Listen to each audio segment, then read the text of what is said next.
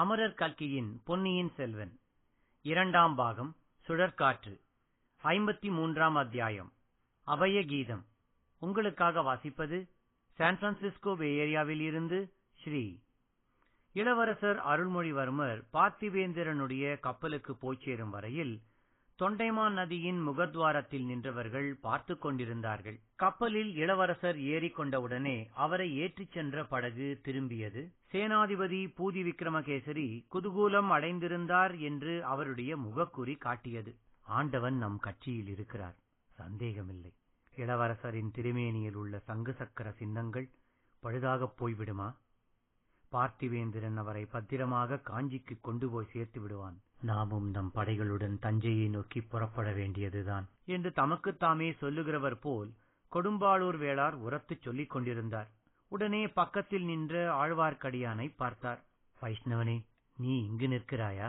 அதனால் பாதகமில்லை. முதன் மந்திரியின் அந்தரங்க ஒற்றனுக்கு தெரியாதது என்ன இருக்கிறது?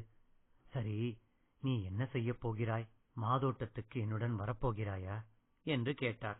இல்லை ஐயா, முதன் மந்திரி எனக்கு இட்ட இன்னும் ஒரு வேலை நான் செய்ய வேண்டி இருக்கிறது. அது என்ன அப்பா? ஆழ்வார்க்கடியான் சற்று தூரத்தில் ஊமை ராணியும் பூங்குழலியும் நின்ற இடத்தை நோக்கினான். அந்த பெண்களை பற்றிய விஷயமா என்றார் சேனாதிபதி. அவர்களில் ஒருவரை பற்றியதுதான்.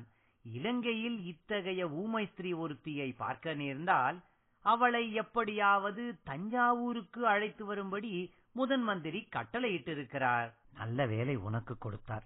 அதை காட்டிலும் இலங்கை கடல்களில் அடிக்கும் புயற்காற்றுகளில் ஒன்றை பிடித்து கொண்டு வரும்படி உனக்கு சொல்லி இருக்கலாம். அந்த ஊமை ஸ்திரீயை பிடித்து கொண்டு போவது அவ்வளவு சுலபமாயிருக்கும். அவள் யாரோ தெரியவில்லை. நம் இளவரசரிடம் மிக்க அபிமானம் வைத்திருக்கிறாள். உனக்கு ஏதாவது அவளை பற்றி தெரியுமா? அவள் ஊமை என்பதும் பிறவிச்செவிடு என்பதும் தெரியும். புயற்காற்றை கூண்டில் அடைத்துக் கொண்டு போவது சுலபம் என்பதும் தெரியும். ஆயினும் என் எஜமானர் சொல்லி இருக்கிறபடியால் ஒரு பிரயத்தனம் செய்து பார்ப்பேன். இந்த ஓடக்கார பெண்ணுக்கும் அவளுக்கும் கூட சிநேகம் போலிருக்கிறது. 2 பேரும் ஜாடைகளினால் பேசிக் கொள்வதைப் பார். அந்த பெண்ணை இங்கே கூப்பிடு. அவளுக்கு ஓர் எச்சரிக்கை செய்ய வேண்டும். ஆழ்வார்க்கடியான் அந்த பெண்களின் அருகில் சென்று பூங்குழலியிடம் சேனாதிபதி அழைப்பதை கூறினான். பூங்குழலி ஊமை ராணியை விட்டு பிரிந்து, பார் பெண்ணே, நீ வெகு புத்திசாலி. நல்ல சமயத்தில் வந்து முக்கியமான செய்தி சொன்னாய்.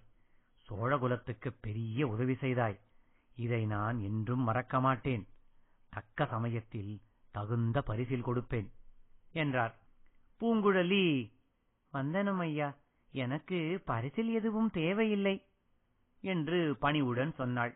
தேவையில்லை என்றால் யார் விடுகிறார்கள்? இந்த குழப்பமெல்லாம் கொஞ்சம் அடங்கட்டும். பிறகு சோழ நாட்டு சைன்யத்தில் வீராதி வீரனாக பார்த்து உனக்கு திருமணம் செய்து வைக்கிறேன். உனக்கு வாய்க்கின்ற கணவன் அற்ப சொற்பமானவனாயிருந்தால் போதாது, பீமசேனனாக இருக்க வேண்டும். இல்லாவிட்டால் அவனை கண்ணிலே விரலை கொடுத்து ஆட்டி வைத்து விட மாட்டாயா என்று சேனாதிபதி கூறி புன்னகை புரிந்தார். பூங்குழலி தரையை பார்த்தபடி நின்றாள். அவள் உள்ளத்தில் கோபம் பொங்கியது. ஆனால் அதை அச்சமயம் காட்டிக்கொள்ள விரும்பவில்லை. இந்த முரட்டுக் கிழவரிடம் சண்டை பிடிப்பதில் பயன் என்ன? கோபத்தை அடக்கிக் கொள்ள முயன்றாள். ஆனால் ஒரு விஷயத்தை மட்டும் ஞாபகம் வைத்துக்கொள். இளவரசருக்கு ஏதோ உதவி செய்து விட்டபடியால் அவர் பேரில் பாத்தியதை கொண்டாடலாம் என்று எண்ணாதே. கடலில் வலை போட்டு மீன் பிடிப்பதோடு நிறுத்திக்கொள். இளவரசரை வலை போட்டு பிடிக்கலாம் என்று ஆசைப்படாதே. ஜாக்கிரதை பெண்ணே, இனி அவர் அருகில் நெருங்கினாலும் உனக்கு ஆபத்து வரும் என்றார் சேனாதிபதி. அவருடைய குரல் அப்போது மிக கடுமையாக இருந்தது. அவருடைய ஒவ்வொரு வார்த்தையும் காய்ச்சியே ஈயத்துளியை விடுவது போல் பூங்குழலியின் காதில் விழுந்தது. அந்த கிழவனாருக்கு பதிலுக்கு பதில் காரசாரமான வார்த்தைகளை சொல்ல வேண்டும் என்று பூங்குழலி விரும்பினாள். ஆனால் பேச இயலவில்லை. தொண்டையை அடைத்தது. காதில் விழுந்த காய்ச்சிய ஈயத்துளிகள் கண் வழியாக வெளிவந்தன போல் வெப்பமான கண்ணீர் துளிகள் தோன்றி கண்களை எரியச் செய்தன.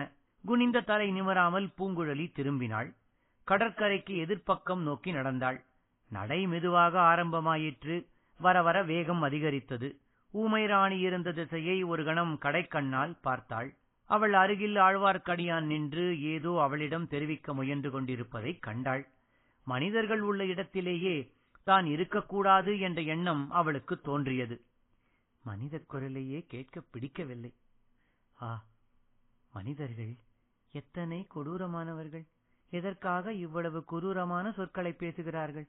எல்லாரும் ஊமைகளாகவே இருந்துவிட்டால் எவ்வளவு நன்றாயிருக்கும். சிறிது தூரம் காட்டில் புகுந்து சென்ற பிறகு தொண்டைமானாற்றின் கரையை அடைந்தாள். அந்த கரையோடு உள்நாட்டை நோக்கி நடந்தாள். அவளுடைய படகை விட்டிருந்த இடத்தை குறிவைத்து நடந்தாள். சீக்கிரம் அந்த படகை போய் சேர வேண்டும். படகில் ஏறிக்கொள்ள வேண்டும். தன்னந்தனியாக கடலில் செல்ல வேண்டும். மனிதர்களுடைய குரல் காதில் விழ முடியாத நடுக்கடலுக்கே போய்விட வேண்டும். துடுப்பை சும்மா வைத்துவிட வேண்டும். அலைகளில் முத்துண்டு படகு மிதந்து மிதந்து போக வேண்டும். தானும் அதில் போய்க் கொண்டிருக்க வேண்டும். எல்லையில்லாத கடலில் முடிவில்லாமல் போய்க் கொண்டிருக்க வேண்டும். அப்போதுதான் அலைப்பட்ட தன் உள்ளம் அமைதி பெறும். சேனாதிபதியின் வார்த்தைகளினால் நொந்த உள்ளத்தின் வேதனை தீரும். ஆத்திரம் தணிந்து ஆறுதல் உண்டாகும். அந்த பொல்லாத கிழவன் என்ன சொன்னான்? வலை போட்டு கடலில் மீன் பிடிப்பதோடு நிறுத்திக்கொள், இளவரசருக்கு வலை போடாதே என்றான். நானா இளவரசருக்கு வலை போடுகிறேன்? சீச்சி, அந்த கிழவனின் புத்தி போன போக்கை பார். தரையில் வாழும் மனிதர்களை காட்டிலும் கடலில் வாழும் மீன்கள் எவ்வளவோ நல்ல ஜந்துக்கள். அவை இப்படியெல்லாம் கொடூரமாக பேசுவதில்லை. ஆழ்கடலில் நீந்தியும் மிதந்தும் எவ்வளவு ஆனந்தமாக காலங்கழிக்கின்றன. அவற்றுக்கு கவலை ஏது? துயரம் ஏது? நான் கடலில் வாழும் மீனாக பிறந்திருக்க கூடாதா? அக்காட்சிகளையெல்லாம் பார்த்து கொண்டிருந்த போது கடலில் சற்று தூரத்தில் ஒரு கட்டுமரம் மிதப்பது போல் தெரிந்தது. அது கடற்கரையோரத்து அலைகளினால் பல தடவை அப்படியும் இப்படியும் அலைப்புண்ட பிறகு கடைசியாக கரையில் வந்து ஒதுங்கியது. அப்போதுதான் அதிலே ஒரு மனிதன் இருப்பதை பூங்குழலி கவனித்தாள். ஓடிப்போய் பார்த்தாள். கட்டுமரத்தில் கட்டப்பட்டிருந்த அந்த மனிதன் குற்றுயிராய் இருந்தான். அவனை கட்டு அவிழ்த்துவிட்டு ஆசுவாசப்படுத்தினாள். அவன் ஈழத்து கடற்கரை கிராமம் ஒன்றைச் சேர்ந்த வலைஞன் மீன் பிடிக்கப் போன இடத்தில் சுழிக்காற்றில் அகப்பட்டுக் கொண்டதாக கூறினான்.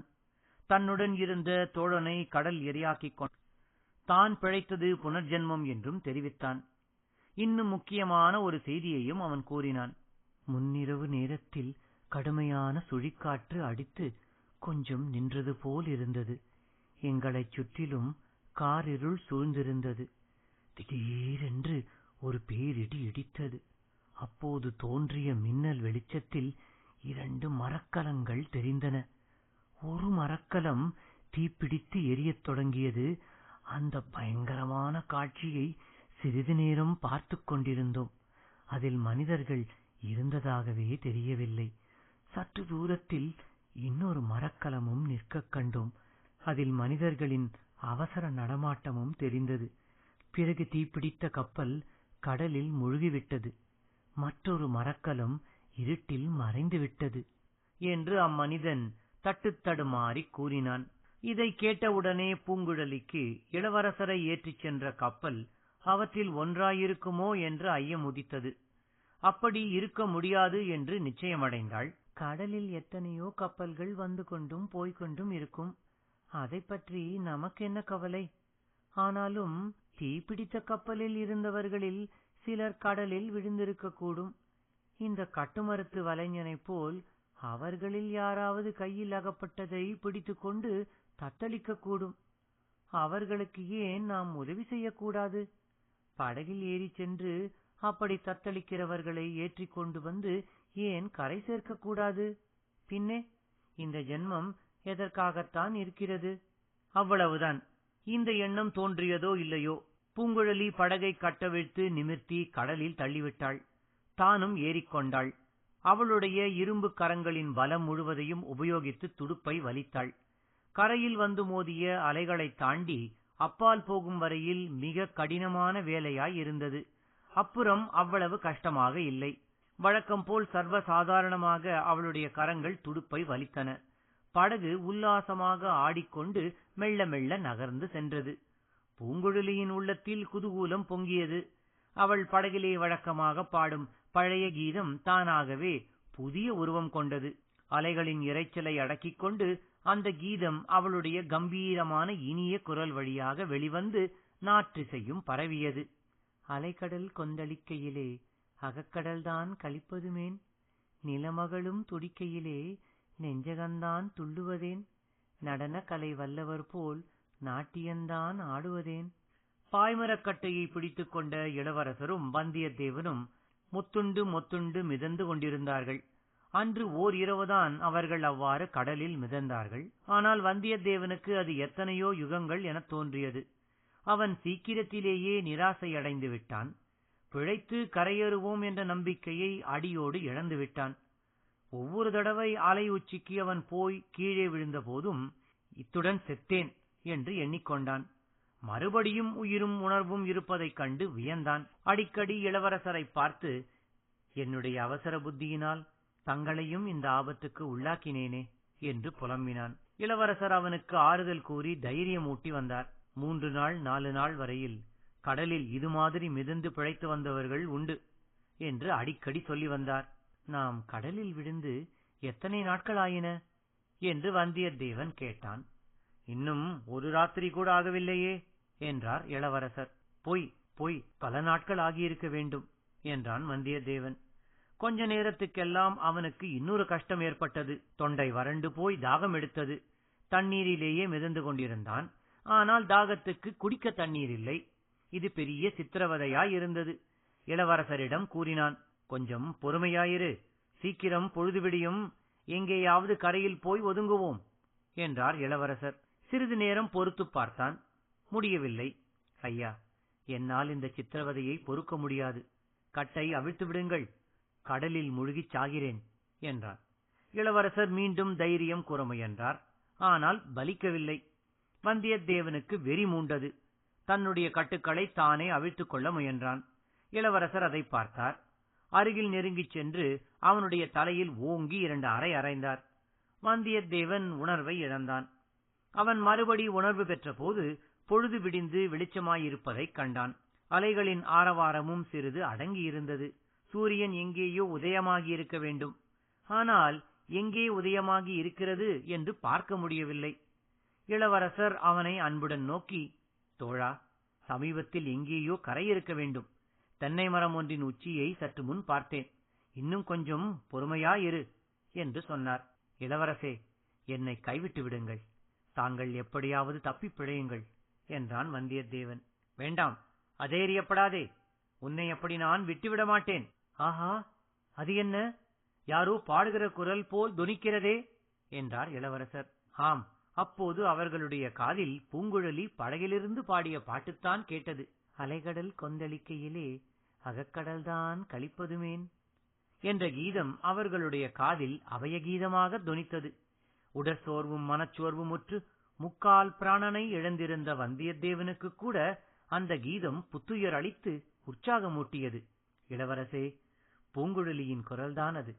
படகு ஒட்டி கொண்டு வருகிறாள். நாம் பிழைத்துப் போனோம். சிறிது நேரத்துக்கெல்லாம் படகு அவர்கள் கண்ணுக்கு தென்பட்டது.